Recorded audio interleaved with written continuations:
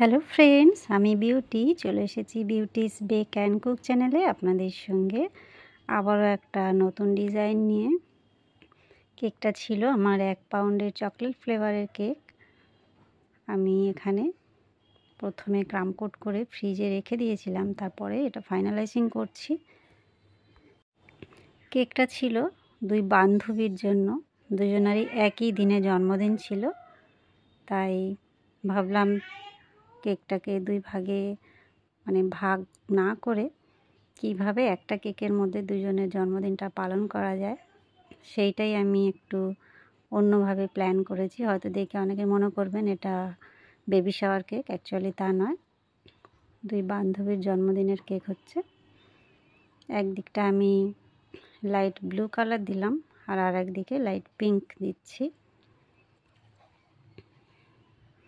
Piping ব্যাগটা এই কারণেই ইউজ করছি, কেননা দুটো কালারের করতে গেলে ডাইরেক্ট ক্রিম দিয়ে প্যালেট নাইফ দিয়ে করা খুব ডিফিকাল্ট হয়ে যায় এবং অনেকটা সময় সাপেক্ষর ব্যাপার। এই জন্য পাইপিং ব্যাগে ভরে নিয়ে কাজটা করতে আমার বেশি সুবিধা হচ্ছে। আর সাইডটা একটা স্ক্র্যাপার দিয়ে আস্তে আস্তে করে সমান করে নিচ্ছি।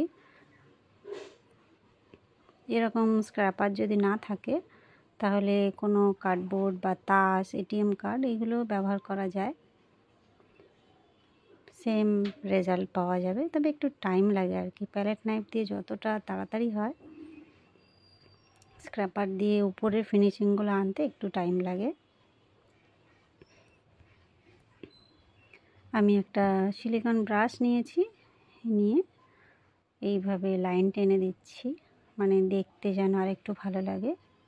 যেহেতু আমি এখানে প্যালেট নাইফ ইউজ করছি না, তাই ভাবলাম একটু ব্রাশ দিয়ে টেনে দিলে ফিনিশিংটা ঠিকঠাক আসবে।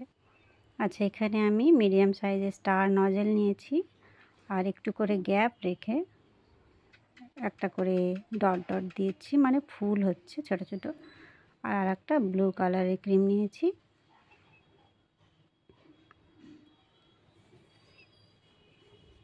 এই যে এবারে বর্ডারটা দেব, ব্লুয়ের দিকে ব্লু বর্ডার দেব, পিঙ্কের দিকে পিঙ্ক বর্ডার।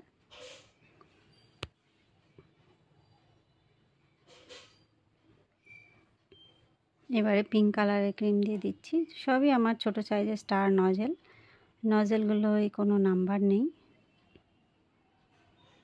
থাকলে আমি নিশ্চয়ই শেয়ার করতাম আপনাদের সঙ্গে।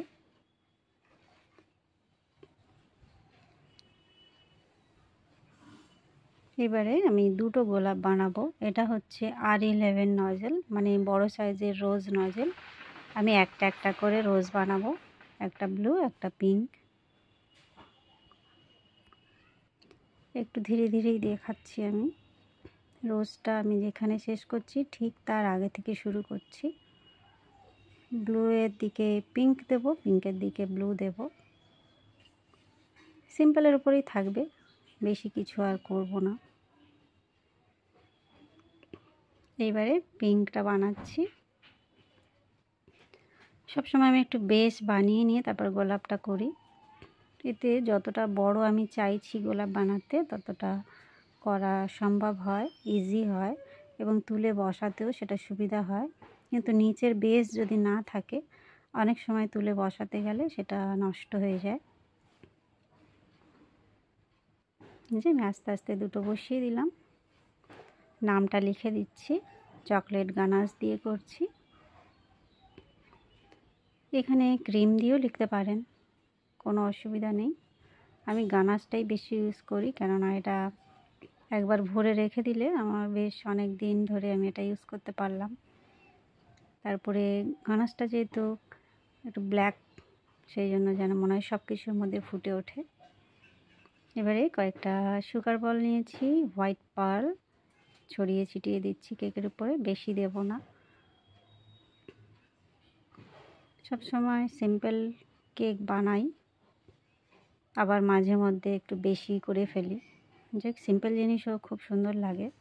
এই যে আমার কেকটা কমপ্লিট বন্ধুরা। কেমন লাগলো? ভালো লাগলে বা একটু হেল্পফুল মনে হলে অবশ্যই একটা লাইক করবেন আর চ্যানেলটা সাবস্ক্রাইব করে রাখবেন। আমি ফেসবুক, ইনস্টা, ইউটিউব 3 জায়গাতেই আমার ভিডিও শেয়ার করি। সব জায়গায় আমায় ফলো করতে পারেন। দেখা হবে নেক্সট ভিডিওয়ে। Bye bye.